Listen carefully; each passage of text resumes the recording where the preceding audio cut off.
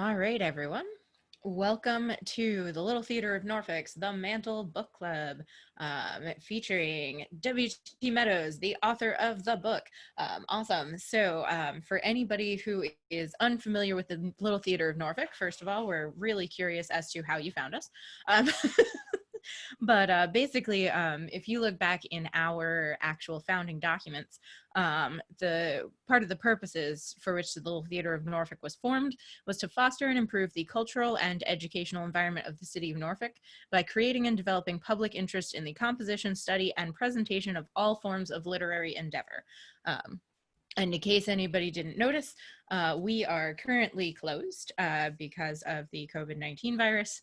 So it's one of those things where we decided when this whole pandemic thing started, we were going to try to go online as much as is physically possible. And one of the things that we wanted to do was feature plays, authors, things that would help kind of foster that in our community without being able to be physically in our building. W.T. Meadows, besides being the author of the Mantle series, which takes place in a world called the Shaman States of America, which is the brainchild of Keller-Hannah, is a pretty well-rounded storyteller. Tom was my roommate for the first few years that we all lived in Hampton Roads. We both worked for the Virginia Stage Company for a time, and then he and his partner Susie moved on to other states for work and stuff. They now live in Texas with their two adorable children. I get videos sometimes, and it's awesome. For those who are super into credentials, Tom has a BA in theater, a BS in interactive media, and he's now just telling his own stories with fans from all over the United States. So everyone, please welcome W.T. Meadows. I will be referring to him as Tom for the rest of this time because that is really hard for me to say because he's been Tom for the entire time I've known him. And just so everyone knows, there will be spoilers in this interview for the first book called The Mantle in the series because this is a book club and those of us who are here actually did read the book. So if you haven't read the book yet, you may want to read it before listening to this entire conversation, or if you don't mind spoilers, I totally get it. Do what you want. It's your life. So yeah, and welcome, also, Tom. Hi, it's great to be here. There's a total of 5 books in the current series, in the Mantle. There will be more involving Edward, but 5 in this current series. I'm going to take a break for a little while. We'll talk about that later. But yeah, so 5 in that series. The overall Shaman States has other books in it that are also available. Mine just take place in a small corner of that. Actually, you can see actually a map of the Shaman States back here. I mean, I'm sure my window's super tiny, so like. But you were actually pointing at it, which is pretty cool. I'm actually pointing at a map of the Shaman States right now. But yeah, so it's great to be here. BA and I talked about this a little while back, and I'm super excited to get to share information about this. I will definitely attempt to not spoil the rest of the series.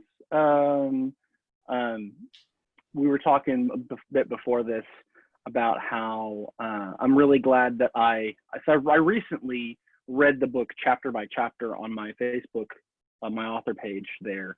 And I'm really glad that I read it there. It's the first time I've read that book in, since it was released a year and a half ago. And since I read it, since I wrote it like a few months before that. So yeah, I'm glad that I now have like the more specific context there so I can try to limit spoilers outside of that. Awesome. Well, the first thing that anybody ever asks is, of course, how do you get your ideas? But like, where did, you're working in conjunction with both Krishan and other authors in this whole Correct. kind of world building project, which is amazing to me. So how did the concept of this storyline come up? Like, do you guys like have world building meetings or like? Kinda. So first of all, I'll set up the premise of the Shaman States as an overall context. In Shaman States, it's an urban fantasy series or world, I guess. Kind of, if you think of it like the MCU is a thing that exists, but like occasionally Tony Stark's going to show up in Thor, and you still know who Tony Stark is, and that's fine. You don't need like, here's his entire backstory. You just like, oh, okay, cool. I know who that bro is, and it's not a problem. The Shaman States is intended to work in a similar manner. Like, you don't have to read all the books by everyone, but there are definitely going to be characters that are consistent. So one of the ones that is mentioned in my book, in book one, there's really only a couple characters that are kind of super intrinsic to the world that are even mentioned in this first book. The first, the most obvious one is going to be Dottie. I'm sure we'll talk about her at some point. Dottie's in every book, every single one.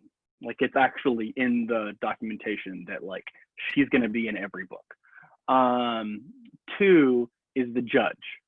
The judge is the shaman of the South.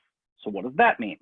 In the Shaman States of America, 2% of the population of the United States can see the monsters that are like all around us. Like, they can see all the critters out there that the rest of us, that our brains just don't, like, they just don't grok some crazy critter.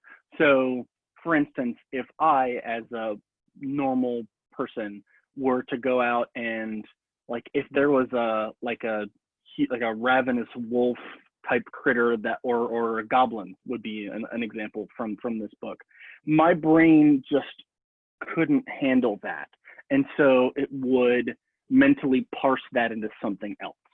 So it would just be like, that doesn't make sense.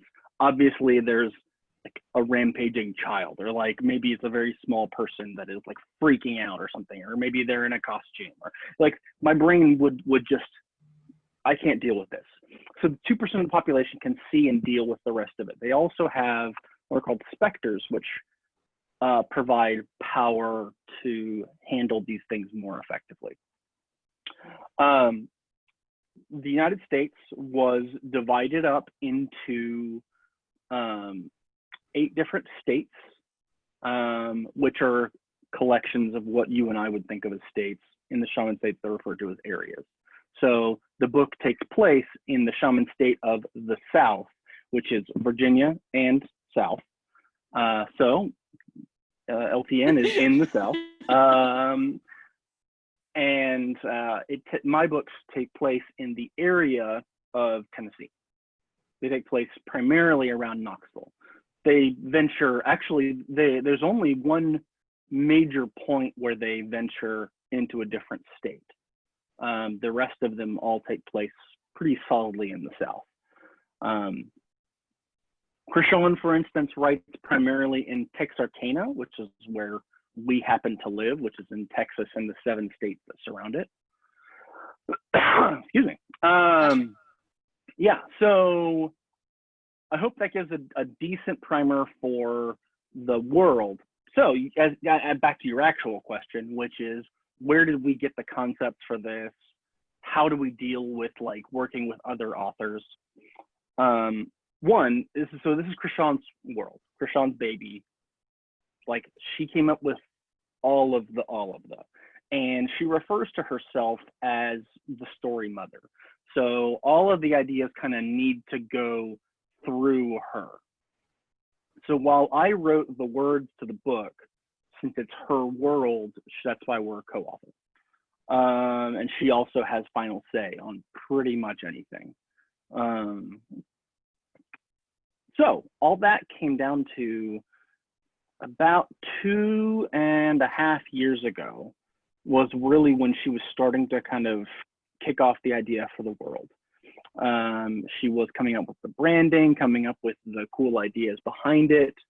So there's a lot of things that were going into the creation of the world, and Krishan and I have been friends for years. We met at a NaNoWriMo, which is National Novel Writing Month, which is November. We met at a pre-session thing the summer I moved to Austin about 5 years ago.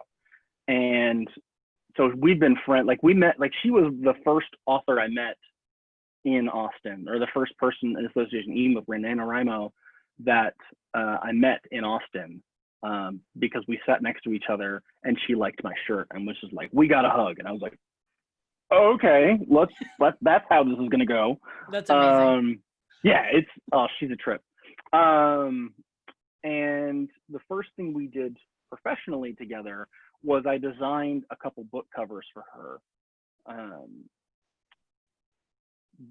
for some other novels, short stories actually that she did. But so she was getting started with the shaman stage stuff, and I was like, you know what, this is really cool. I want to support my friend. I want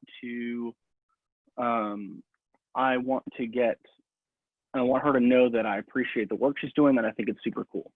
So I took, I carve, I'm a woodworker as well. So when BA and I were living together, we were carpenters. I've gotten a little bit more into kind of detail carving now, is what I do primarily. And so I carved out of cedar, actually, I'll just get the map. That works. Gracious, is heavier than I thought. All right, so this is the South. Nice. But Texarkana, I carved this out of cedar. Oh, cool. And I wanted to present it to her as a means of saying, look, I think this is super cool. I don't know what I have to offer to this, but honestly, you're just my friend and I want to support you. She was like, all right, cool. Well, before she knew that I had done that, she invited me out to go get coffee. So I was like, okay, cool. We'll hang out with my friend. I'll give her this thing. All's well. At that meeting, it turns out, so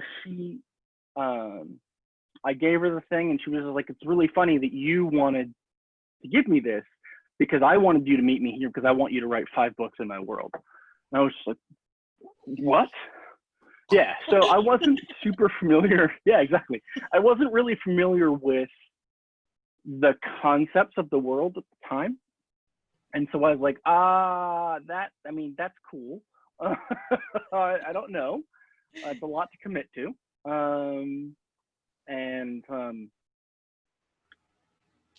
I said, and I'm also, that was at the time I was trying to publish a different book. I said, tell me more about the world. So she did. And as she was talking about it, she referenced something called the Spencer Doctrine, which is on the back of the book, it's in the blurb, where if you have 2 of any of the same gendered children, whether that's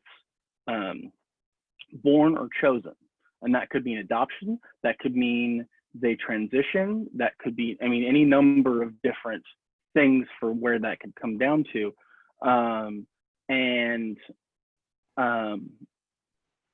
So what if you have two children of the same gender, then they have to hunt.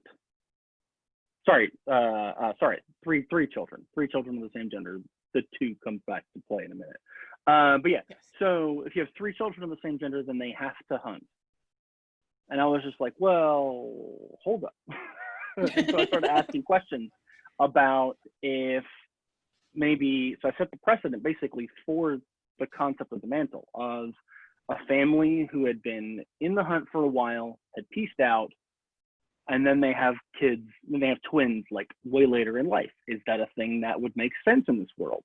Is that like how viable is that? Like, why would someone want to leave the hunt? And so like I started asking all these questions, because essentially all 5 books of the series just like smashed into me in the middle of Starbucks. And awesome.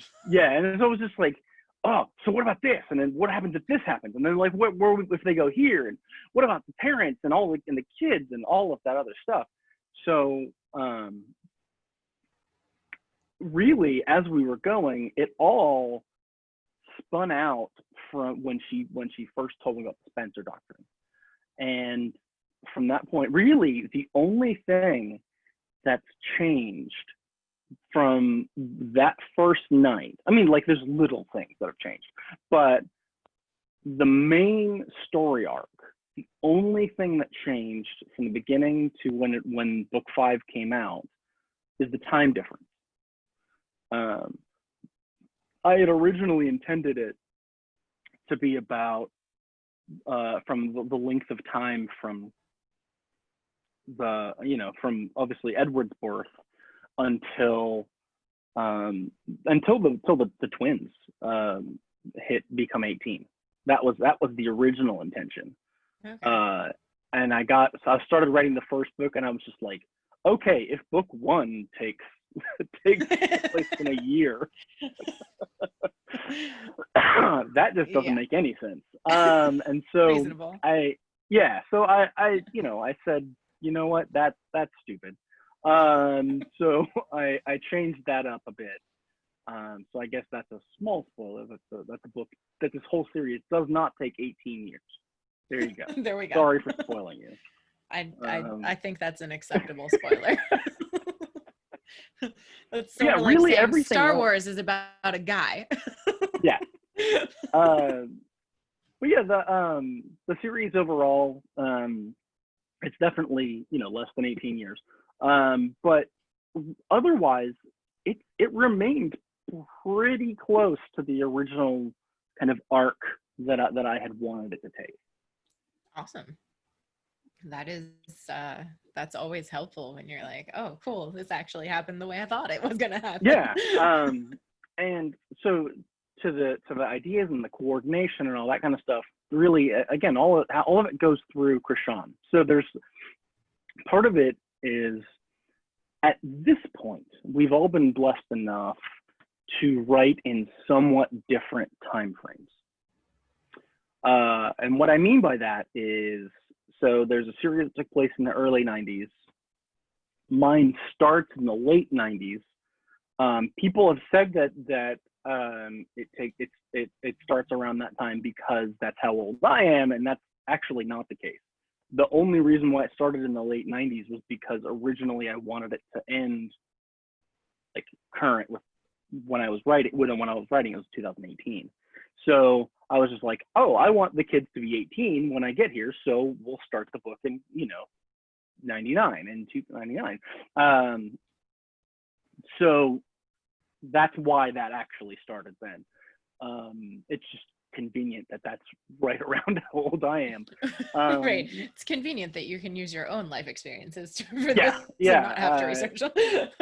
But it was somewhat accidental. So there's another series that takes place now out in Seattle. There is also a series that takes place around the founding of the Shaman States up in Kingsland, which is in Maine, the Maine area, and Kingsland is the Shaman State. Nice. That's the Northeast. Yeah. But yeah. Awesome. So does that answer your question? I think so. Yeah. No. I think we're talking all around the world there, but no, it makes sense, and I think it's a pretty good intro to anybody who ignored the spoiler warning at the beginning. So now we're going to do the for real spoiler alert, because I want to talk a little bit about some of the themes in the first book. So we will say things that happen in the first book after this moment. So I know while I was reading, while other people I know were reading, like the two things that hit me, because it is the first book of a 5-story arc, with Edward being your main character, is like one of your big things in the first book is just the entrance to a new world theme, or even sort of trope, where it is his like introduction to literally everything. And honestly, it starts in chapter 1. Like you've got Stephen in his chair, that's a new world for him. And Edward is literally born in chapter 1. Like if we're going to talk entrance to a new world, it's the prologue technically, but yes, well, prologue, but like the first thing is the first thing you see in this book is just two characters dealing with a brand new, in Edward's case, literal planet, which is just like, now I'm like, wow, that's really like bam with that theme. But when I was reading it, I was just like, oh, cool. And Edward's born. But yeah, and then you've got, Edward and his friends are going to college. They're, that I remember going to college and thinking like, oh, okay, what is this? Like, it's, you've been living in your parents' house forever, and all of a sudden it's like, here's all this new freedom and all these new people, and here's, Mm-hmm. an expansion of just everything. Exactly. And so it deals. It sounds like you're leading up to a question. Go for it. No, you're good. And you've got Edward leading into the hunters. Edward, and like the other thing that I was seeing was the people when you get into this new world, essentially, obviously your reactions to it are going to be based on your experience prior to entering this new world. And I thought it was really awesome where, Edward kind of has these questions about like, what the hell am I getting into, essentially? For sure. Yeah.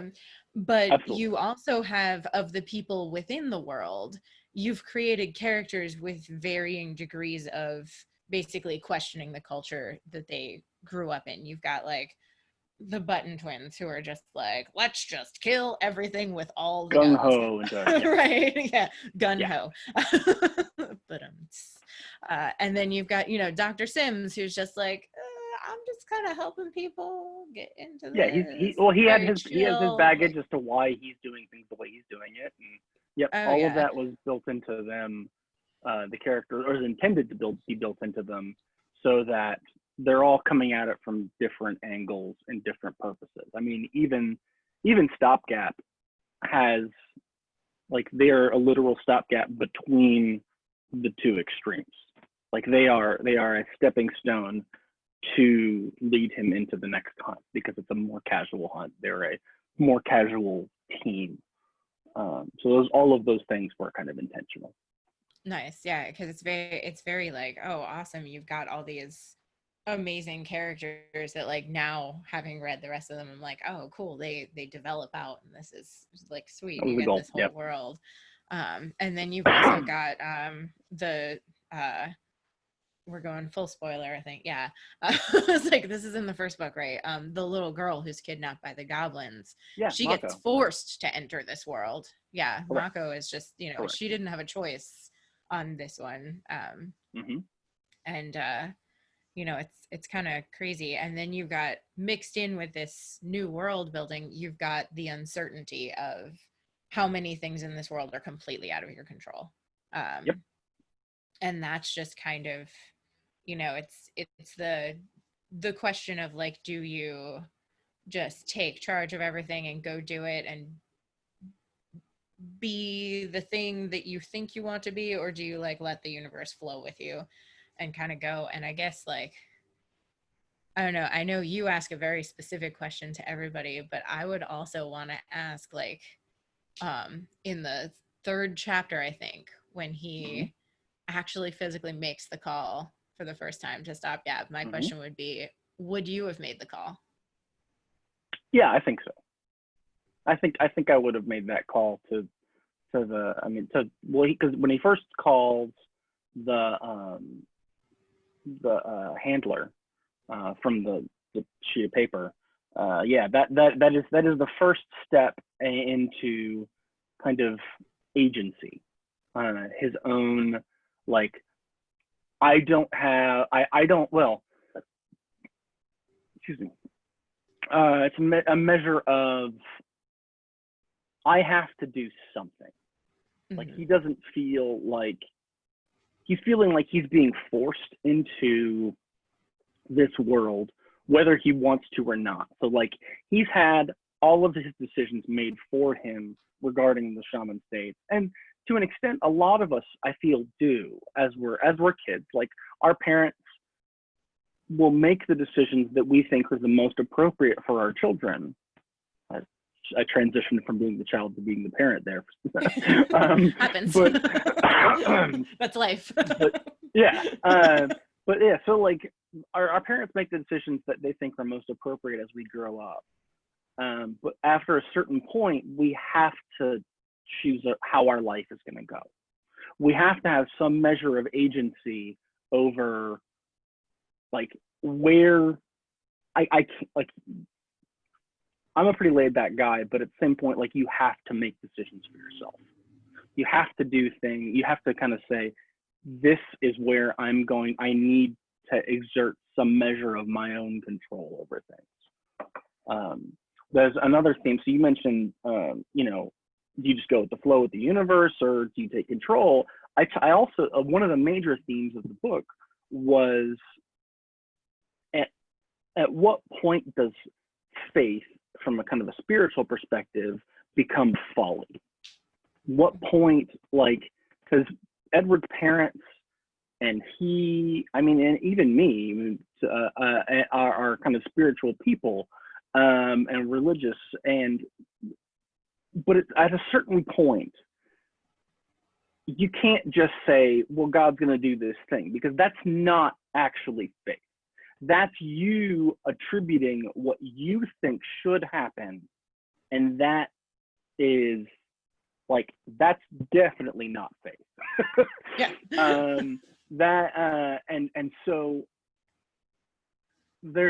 So that's part of the reason why Edward's so pissed off at his parents for just being like, you can't make that decision. Like, your decisions are now affecting me, and that's totally wrong. You can't do that to me. And so by having this child and being totally blasé about it, he feels as though he doesn't have a choice, but he's actively taking agency anyway. That makes sense. Yeah. And then, so since you kind of delved into the pregnancy and the twins, I know the question that you ask readers once they come through is basically did you think the twins would be both boys or a boy and a girl? The way that I've framed I've attempted to frame the question is, what genders did you think that they were going to be, instead of, because that way I try not to lead them in any particular way in the question, because I definitely lead them in a specific way over the course of the book. Yes. As to what I kind of set up as my intention, like, was I able to snooker you? Yes. But yeah, so, like, you know, what genders did you believe that the twins would be? The twin babies, not the buttons. Yeah. Would be what gender when they think were the button born. Twins are? Right. There's two sets of twins. Sorry about that, y'all. Yeah. No, it's funny. It's kind of become a joke between Krishan and I about how many sets of twins are in the Shaman state. So another set of twins comes up later, and then there's, like, in the other book series and in other parts of the world, there are definitely other twins that are around. So, I mean, I was kind of surprised in my life how many twins I know. So it's not actually that, like, it turns out it's not that uncommon, and you're just like, oh, weird. But yeah, and I'm fairly certain when you asked me that question, I told you I had figured they would both be boys. Sure. And that honestly is what most people, that's where I would say the majority of people have fallen as far as that goes. It's mostly people have thought of be boys, which is, honestly, that's the way I wrote it. I wrote it with kind of setting up that as what was going to happen, knowing knowing the whole while that it wasn't going to actually be the case. Nice. Because that was my other question, was like, at what point was that a surprise to you, or was that like, no, I'm just gonna? No, it was always one of each. Like, nice. From that very first conversation with Krishan, it was like, it's being set up as one thing, but it's actually not. Nice. I always wanted, but to the question, most people really do think it's the two boys, but occasionally people will be like, I got you. But yeah, like, from that very first night with Krishan, it was a matter of wanting Edward to have the agency to choose that world and that life for himself. Because Makes I mean, sense. at the very end of the book, he's just like, well, okay, then let's have this conversation. And then the second book picks up at the rest of that that sentence. Yep. I I remember finally getting the second book and being like, finally, we're gonna have this conversation. mhm. Yeah, But yeah, I guess I'm looking at the time, so I'm gonna kind of move on from that sure, conversation and sure, say, sure. are there any themes that you look to specifically model in your writing in general or in the series, or do you think they kind of more come as the story progresses on the page? You're like, oh yeah, that's convenient. Little mix of both. Yeah, I'd say it's a mixture of both. Um, Part of it, so less on themes and more on brand with the overall arc of them. Part of the reason why Edward and everyone is kind of coming into this book new was because I was coming into the world new, and that was kind of just my way of learning more about the world as it was going, and it has since become the canon first novel that people are recommended to read within Shaman Faith. It wasn't the first one written, but Krishan decided that she wants the Mantle series to be the first thing that people read because of the way the world is introduced overall. So that's cool, and I'm very honored that she's chosen to do that. But I had kind of with the whole arc in mind, I had agency and making your own decisions and having what happens over the course of a longer period of time was a major thing that I wanted to explore as these people were making their own choices. And what happens when that gets messy. So, later on, you mentioned the buttons get a lot deeper. The Dr. Sims gets a lot deeper. Like all of these characters, I mean, even Mako has a much larger overall role in the broader scheme of things. And so there's a sense of what do you do with your own agency, and what do you do when that's been taken from you?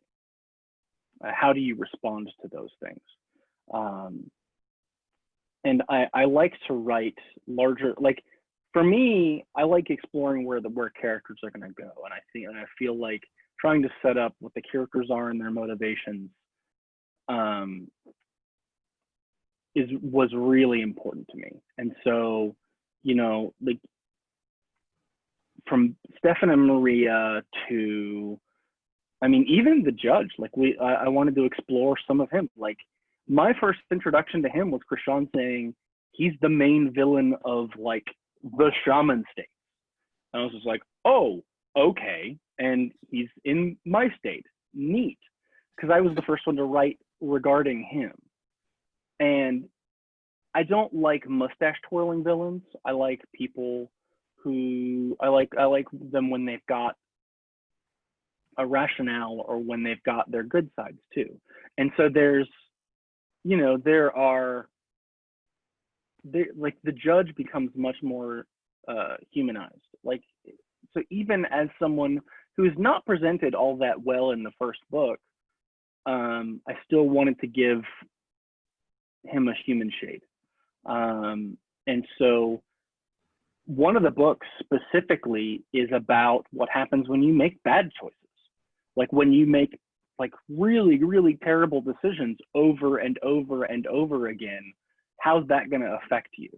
So those are the kinds of things that I tried to explore over the course of the series. I tried to be like, okay, what are we going for with this one?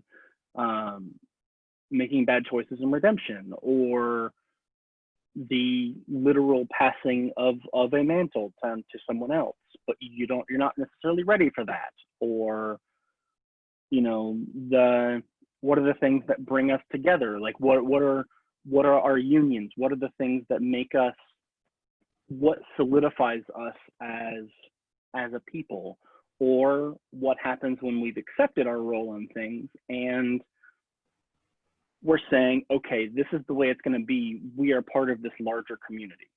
So those are some of the themes, but over the course of the different books of the series. So I know I've recommended this book to a number of my friends, some of whom are parents, who have, varying aged children. Some are heading into college, some are like middle school age. And every single time, every single one of them will ask, is this series appropriate for my insert the age here kid? Did you have a specific audience in mind? Like, are you ever asked that? What's your answer? Because my answer is always I don't really know your kid that well. No, that's fair. Yes, I had an age in mind. So Krishan and I wrote these as urban fantasy, but as what's referred to as new adult. In my mind, I was also thinking kind of like YA if they've already read things like The Hunger Games, because as you've read them, I mean, even if you read the first book and like he uses a dead goblin as a flail. Yeah. So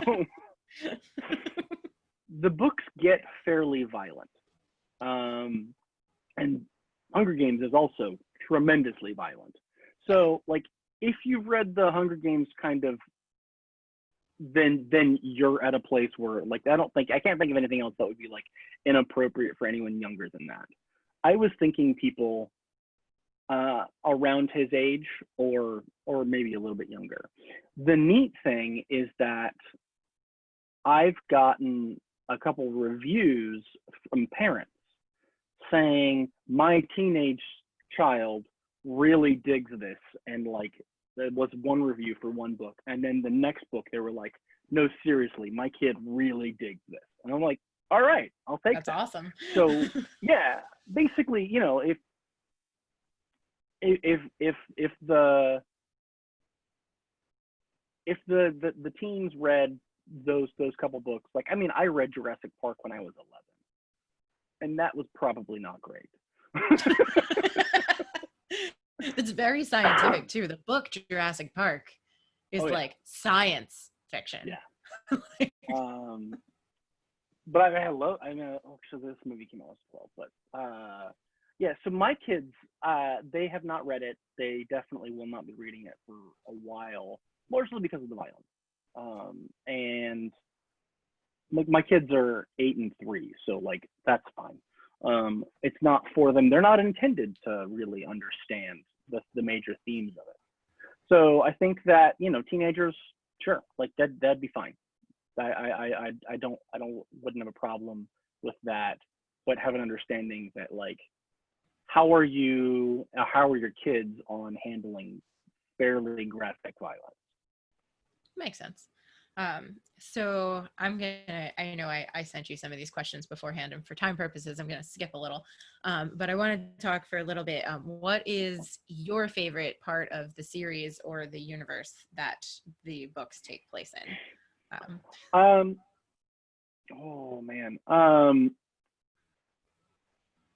Because I know my favorite. So I love. Sure.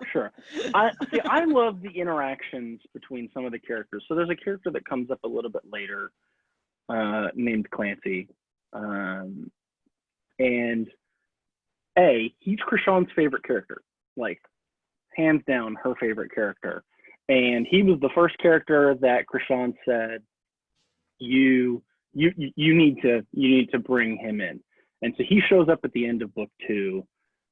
And becomes a mainstay.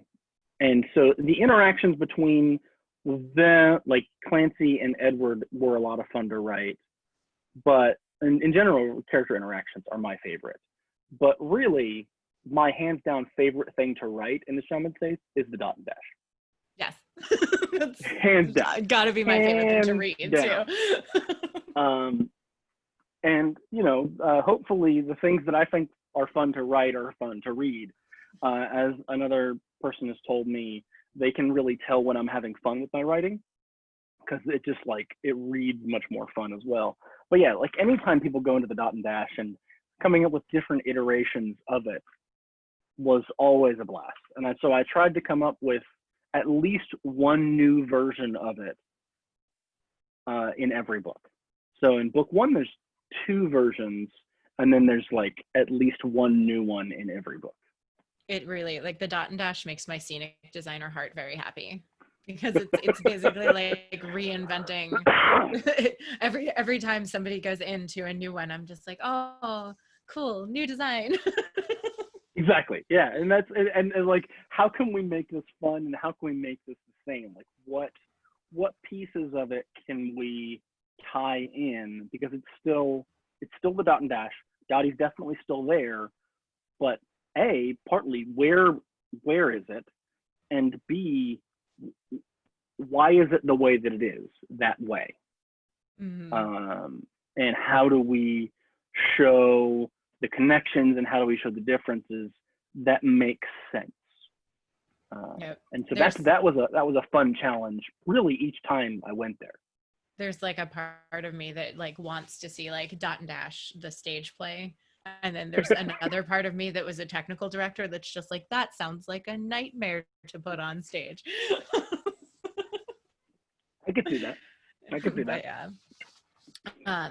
So life as a writer wise, I know you said that your boys don't necessarily, they haven't read the books, nor are you reading them to them, but like, do they know the world? Do you like tell them stories about things, or are you just letting them discover it on their own when they get older? So there's a certain amount that they know about the overall world, but they've kind of just picked up things, so like my wife and I, Susie, will talk about it some, but honestly, anything they've picked up, they've probably heard more from Krishan and I talking. So she'll come over here. She lives pretty close by, which is super funny because I'm the only local Shaman States author. Nice. All the other ones live across the country. But Krishan lives pretty close by and comes over, or did before the world stopped. She'd come over on the regular, and we would hang out, and we would just we would just talk about things, or where the stories were going to go, and not just mine, like overall, like what's the context for the whole world. So if you think about, like, again, the MCU, you've got phases, right? So she and I have talked through basically, like, we're finishing up phase 1. We've talked up through like phase 3. So we know where the characters are going for quite some time. So we've got my next 5 books kind of tent poled out, and Krishan and I've talked through some of the events. Like, we've discussed me potentially writing Clancy's origin story.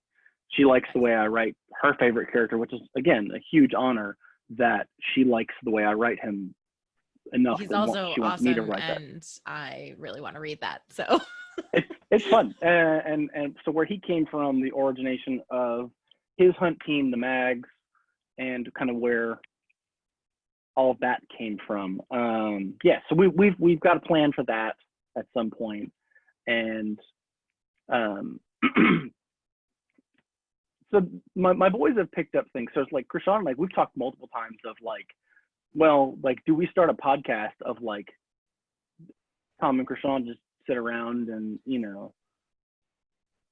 just chat about the Shaman States for a while? Like, the problem is, like, we would be spoiling. I was gonna say, you'd be spoiling your own books, which doesn't. Exactly. You might have to give that a few years.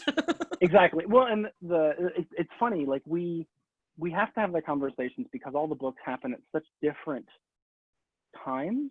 Like, okay, what are these characters doing at that point in time? Actually, I said that I'm the only local one, and I don't know if his book is out yet. So there's another local author who is writing a series. I just don't think any of his have come out yet. Okay. Sorry, my brain just caught up to my mouth there. It happens.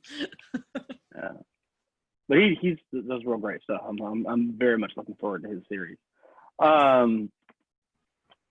Da, da, da. But yeah, so the thing we have to figure out is, okay, what do people know at that point in time? Oh, What have geez. we already Yeah. said? So what can we let be said here? Oof. That Yeah, sounds it's been a painfully challenge. complex now that you think about it. But yeah, Like I'm so a lot of picturing the that. two of you with that whiteboard with all the lines and Oh yeah, string and like stuff. it's things that are very similar. Like fairly early in the process, Krishan asked me to send her like location, like names, birthdays, um, interesting things about like all my characters. So I had to be like, okay, let's like plan all of these things out. What do they look like?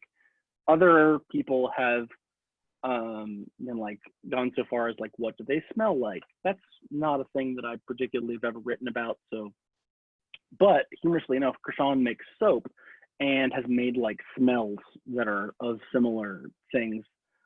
That's amazing. Yeah.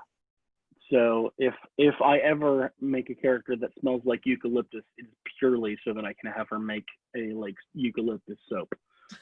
Fabulous. Yeah, that'll be why, and that'll probably be the only character I ever describe as like how they smell. Nice. So what were your biggest influences as you were writing the series, and did they change as you got kind of farther? Influences into writing it. I'd say I was probably reading a lot of Brandon Sanderson at the time. I mean, I still read a lot of Brandon Sanderson, but I've just read a lot of his books that he's already written. And so he has a really, really good way of character development that I think I was trying to take from. And so I consistently read a lot of Neil Gaiman as well. And he has a quote where he says, just like when you feel like you're I'm gonna paraphrase it because I am absolutely not gonna be saying it correctly. Yeah. To the effect of like, just when you think that you're walking around the street naked and you've shown too much of yourself to your audience, that's when you're just about starting to like get things right as far as an author, like when you're really have found your own voice. And I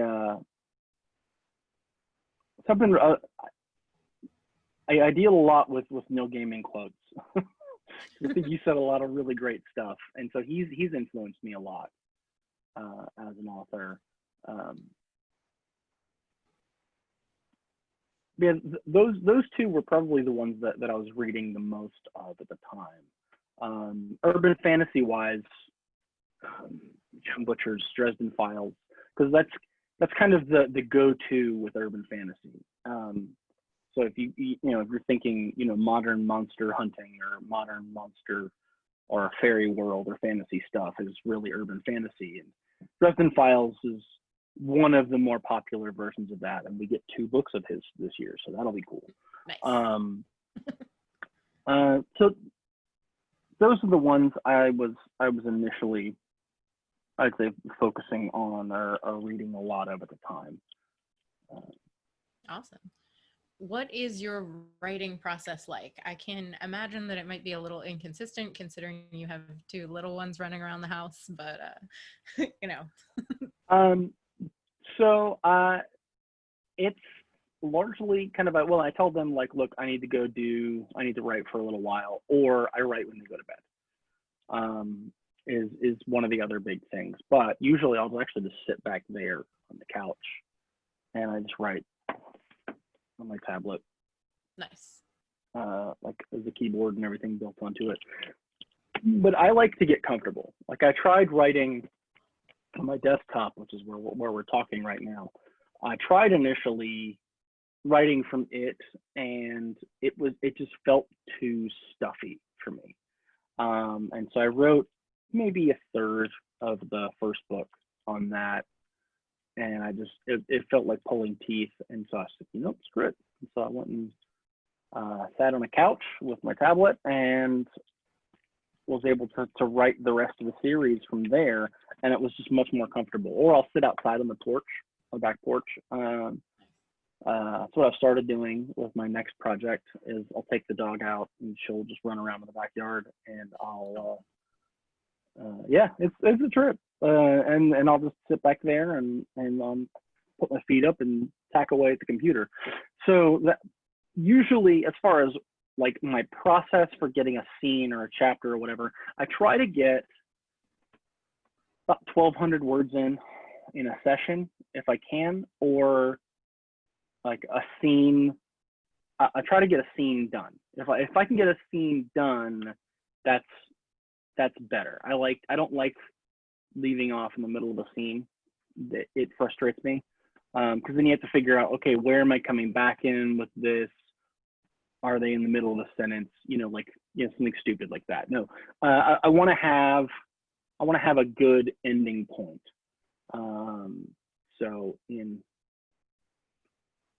Again, it doesn't have to be. It's not a change of perspective or a change of chapter, but like maybe it's Edward having a conversation with his parents, and then the next scene, still in their house, still in the same chapter, but like he's in his room trying to figure out whether or not he's going to call the handler to do that. So like, I'll get to the end break between those things. Why am I talking about? Scenes is theater. Well, but we don't know who in the Sorry, end will that wind wasn't. up watching. You're good. But yeah, so I try to do that. I try to get about 1,000 words, 1,200, 1,500 words in there, and then organically break it off at that point. Makes sense. But usually what I'll do, Krishan literally just sent me a text message asking how this is going. I'll let her know.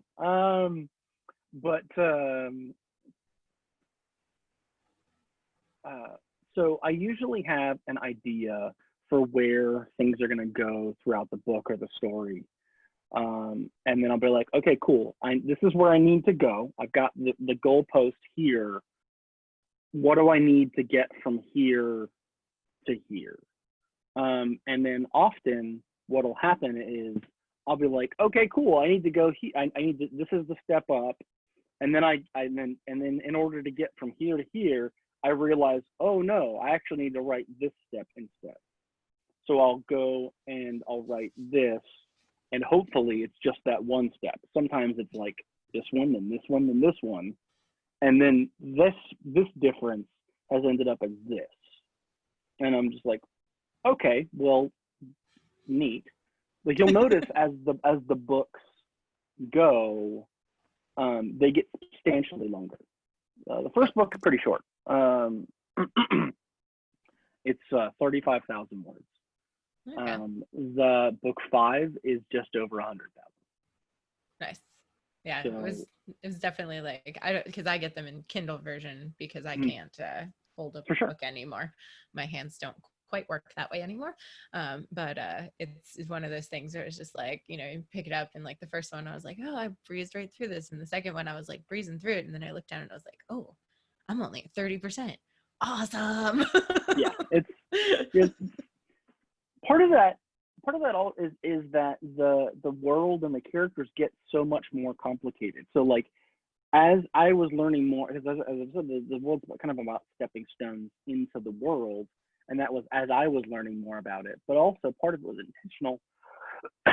It bothers me so much when I pick up a new series or a new book or something like that, and the author just like jumps in with all the jargon that are only specific to that world, and there's no reason on earth why I should know what that is, and they just expect me to know, and that it infuriates me. Sanderson does it so beautifully as far as him bringing you into the world, because he gives you he gives you enough context to know that there is more there, and also that he'll come back around to it eventually. And that's kind of the middle ground there between like, oh, like here's all these random fantasy words that don't mean anything, but I'm expecting you to know them, or I'm expecting you just to go along with them because they're fantasy words. Like, I'm not down for that life. And so I wanted to make that easier for people with this, knowing that the world is going to get way deeper by the time we get to book 5. So like the world expands exponentially between each of the books up through 5, while also staying relatively close into the Tennessee area. Because a lot of it, what I wanted to expand was what happens with the characters. And as the characters get more rich and complex, the world that they are in also becomes that. So that actually plays a major part in my writing process, because I have to think what's going to be happening with this character, and so what is going to make sense to get them from here to here as well. Not only are we going geographic location here to here, maybe sometimes that's a matter of, I need Edward to go to the dot and dash. Okay, this is going to be a slog even to get him into a car and drive him over there sometimes. Right. Like I had a time where I needed him to walk into the door of the dot and dash, and the process, like that became, instead of Edward walks into the dot and dash, cool, that's a sentence, it became a whole scene in and of itself of what was going on outside of it, and the motivations for people for why they were going there, what was going on with that. And that was more important than Edward walks into the dot and dash at that time. And so I was like, okay, cool, let's do this. Let's roll that way. Makes sense. Do you have any advice for anybody kind of just getting started as an author? I know we've got, I don't know if it existed when you were in Hampton Roads. There's a writer's center just up on 21st in Norfolk called the Muse, which is they do classes, and you can kind of just go in and they have coffee and you can sit and kind of write and kind of do whatever you want when they're open. And I have no idea what they're doing in the current pandemic, whether they're actually physically open or not yet, because we're in phase 2 right now, which is meaningless. But yeah, but I know we have a lot of people in the area who are like, you know, getting started and doing their thing, or in that middle ground where they've published something and, you know. Work consistently. I like try to work every day, try to get, or if you can't work every day, if you don't have the spoons to make that work, because honestly, you can burn out real fast by writing every day. So try to write something every day, or at least on a consistent schedule. I knew I had 5 books to come out with, so I had so much amount of time to kind of get that done. And as the books got more complicated, Krishan and I talked about expanding that time frame, and that worked out great. But be consistent as much as you possibly can. And when writing, know when to change what you want to do versus what needs to happen. So as I said, my original idea, my what I wanted to happen was I wanted the series to take place over the course of the twins being, I guess, not even born, not even really existing, to when they were 18. Well, that didn't make sense. The first novel I ever wrote, fantasy novel, and I had tried to write it for about 10 years. It took me about a decade to go from like knowing where I want the story to go to actually being able to put it on page. And that's a whole other long story about why that is and all that. But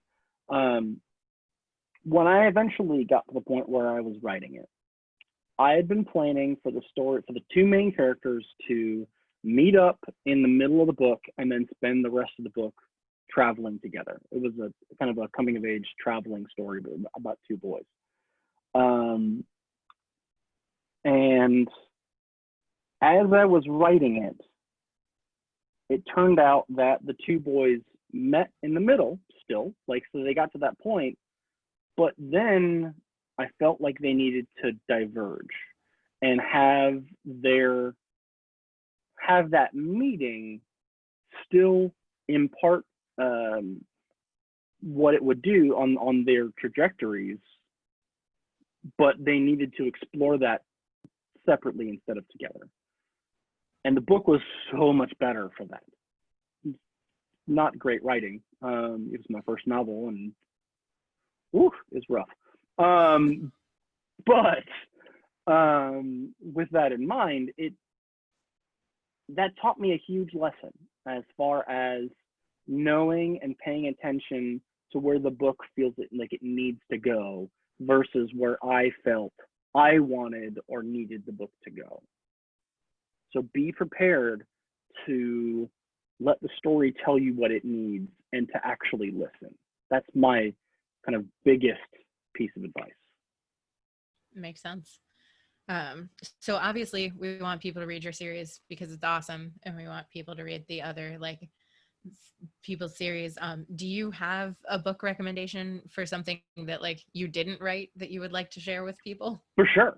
So actually, I guess that's another piece of advice for authors is read.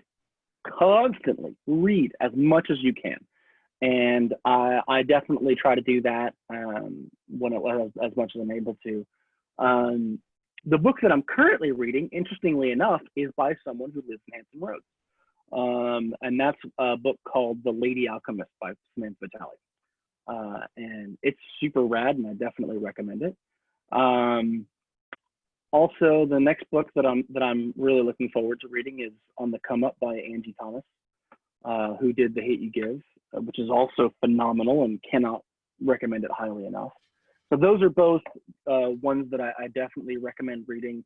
If you're looking for something more kind of urban fantasy, as I mentioned Dresden Files earlier on, there's 15 books in that series that are already out, and they're like, man, the way that Jim Butcher handles a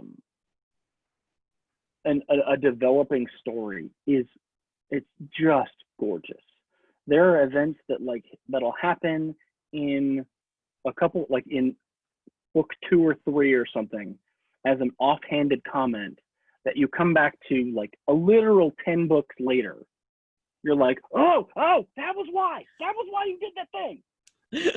I love it when that happens. There are things that I didn't notice until I came back and reread the series for the second time. And that kind of played an influence in my series, because there are definitely things that people have been like, oh, isn't that neat that you did this thing? I'm like, yeah, cool, go look at book 2. Or like go see at this other point where that comes into play. Like I was setting these things up. So I for instance, I've already set up the villains for the next 5. Nice.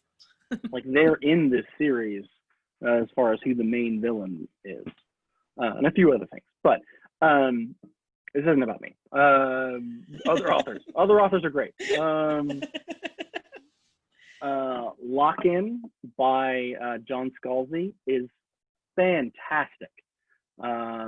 It's really neat because, again, if you're looking for audiobook, there's like, that one was actually done by 2 different performers. Not like someone does half the voice, someone does half the voice. No, there's literally 2 different versions of the book. Because you know how audiobooks are often read by, essentially the trend is that like the gender of the main character is who the narrator tends to be, right? Yeah. The gender of the main character in Lock-In and Head Off, which is the sequel to it, is irrelevant, completely irrelevant, and is never once mentioned in either book. The character's name is Chris, and like, who knows? doesn't Doesn't tell you anything. it does not matter. And Scalzi didn't realize, like he didn't realize until about halfway through he was writing it that that he didn't know who it was, and so that he wasn't making that he was making a conscious decision to say who it was, like, or say what the gender was. And so he was just like, you know what, I'm just gonna not. I will make a conscious decision now to not have any references in it, and it is great. And so the audiobooks are the version is read by Amber Benson, one of them is read by Will Wheaton, and so like, cool, read them. They're fantastic. And then of course the old classics like, you know, Dune is one of my favorites. Yeah, so those and anything by Terry Pratchett. My oldest has started reading Terry Pratchett, and like my wife and I are just over the moon about that. So yeah, hopefully that helps with reading recommendations. I mean, I can go on for days about books that I have loved and been grateful for. I gotcha. Yeah. So as we're wrapping up, what's your next project? If people want to keep looking for you. Yeah. So my next project is, interestingly enough, the project that I was working on when Krishan tapped me for the Shaman State series. I'm going back to that, which is a superhero origin story called Introduction Events. It's about 3 teenagers in a West Texas town who are discovered to have powers. And it takes place in a world where there's 2 kind of rival schools that train superpowered or advanced people to use their powers more effectively. And they have different schools of thought as far as how that goes. So in this world, people, they'll develop their powers alongside puberty. And so then introduction events are the things where your powers first kind of flare into being. And usually some very unfortunate event for those around you. And so the recruiters for the schools watch out for stories on the internet, or used to be, you know, like, this crazy thing happened in this town. Like, no one understands. It was an electrical storm, you know, like whatever. And so that recruiter will come in and start talking to them about, like, try to find where it happened and suss out what was going on. But the schools have, since all the kids that have this are in high school, one school believes it is best to get the kid out of that environment, to get them into a safe environment away from other people, while they're gaining control over their powers, emotions, all of the stuff. Because, you know, being a teenager is not turbulent at all. So They want to get you to a place where you can safely deal with that. So that's one school of thought. The other school of thought is, well, we should keep you in an environment like with your family, with people that you've grown up around, because that, like, as turbulent as it is, it's the life you know. And so having that form of a tether is important. And so the familiarity as an anchor, essentially. Exactly. And so one recruiter will stay with you until you graduate high school with that one. And so each recruiter is kind of going at it from their angle, while all 3 kids are kind of figuring out what's going on their perspective and dealing with their own, you know, baggage. Nice. So that's what that series is. That's what that book is. Awesome. Yeah. Sounds like it'll be exciting. It's fun. I originally wrote it 5 years ago, and so I've since published 5 books, and I've written 7. So I've changed as an author a little bit since I originally wrote it. So I'm actually going back through it now, ripping it apart and rewriting the thing from scratch, because I really like the bones. The book just needs work. So I'm just going to rewrite it as is. Nice. Mm-hmm. Which goes back to your advice to authors to let the story do what it wants to do.